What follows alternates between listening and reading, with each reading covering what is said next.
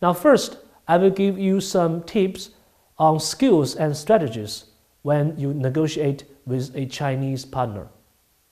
So you can see here, A, B, C, D, E, I have altogether 5 suggestions for you to remember. Now first is do not get lost in translation. And the second is friendship first, business later. The third, get the matching game right. The fourth, do not mention deadlines. And the last one, managing the process. I will go through them from A to E so that you can understand well. A, don't get lost in translation. Successfully negotiating in China, first of all, requires the ability to understand what is being communicated. So make sure that you use highly qualified interpreters. If you cannot speak Chinese or your Chinese partner cannot speak English, you surely need a translator or interpreter between them. So being understood is just as important. Adjust your presentation to the situation.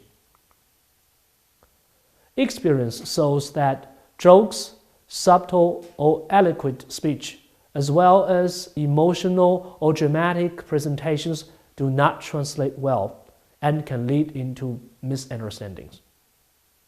Because the difference of the culture of Chinese and American, so usually it's very hard for people to understand the jokes from the other culture.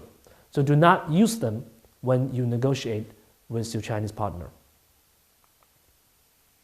In addition, make sure that you have more than one communication channel. For example, there are more than one person on your team speaks Chinese. This helps eliminating blind spots and getting a more accurate reading of the situation. Relying on one channel only can be fatal to negotiations, especially when there are personal interests or conflicts of interest involved. So I think probably you need more translators, you need more friends in your group that can help you in Chinese language. Now I will talk about the second problem, B, friendship first, business later. Negotiating in China takes time and energy. Often the first few meetings will involve a lot of seemingly unrelated discussions as participants share information about their family, hometown, leisure activities, and so on. These meetings are not inconsequential. However, they begin the process of forming connections that are essential to Chinese business. The rule is friendship first, business later. I already talked about 关系, so you can see that during this kind of dialogues, seemingly unrelated with the theme, the topic of your negotiation, can build a very good relationship with your Chinese partner. The third I want to mention is getting the matching game right. Hierarchy is important in China. Therefore, make sure that you meet the top decision makers at the early stages of negotiations. Usually, these are the people who will set the tone and the guiding principles of the negotiation. As a matter of course, they are also the ones who must be consulted before the final approval can be granted. The lower level working team will work out the details in later stages, and they can serve a buffer between you and the top ranking persons. Here I have a few words of caution for those who are eager to strike a quick deal.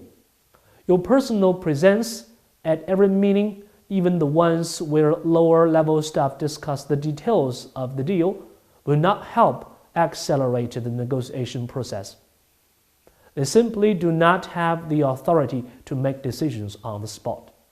And the fourth problem, D, managing the process. Don't get stuck and invest too many resources on any particular issue at outset.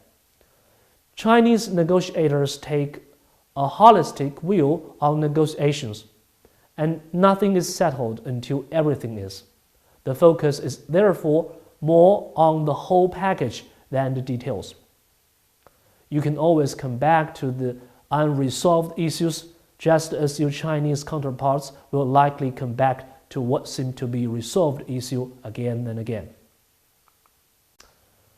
It is also very common that even though a project has been negotiated successfully, it will begin tentatively with a memorandum of understanding and will only accelerate as experience and trust is gained. But once this is the case, the Chinese side will often act with surprising swiftness to make the project happen. Successful negotiations are normally followed by a long night of dinner and socializing.